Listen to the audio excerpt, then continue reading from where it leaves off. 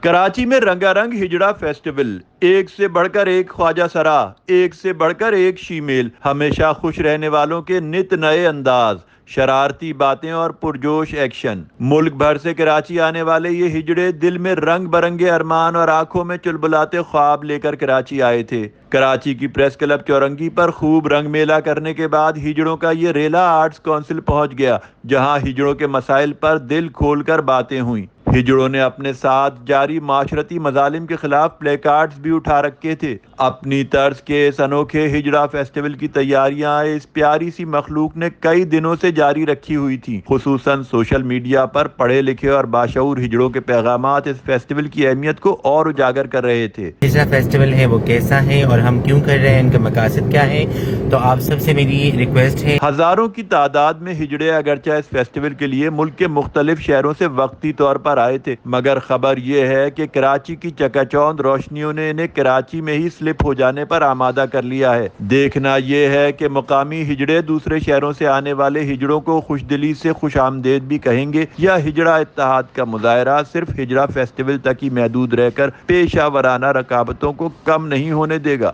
News Pakistan, Karachi.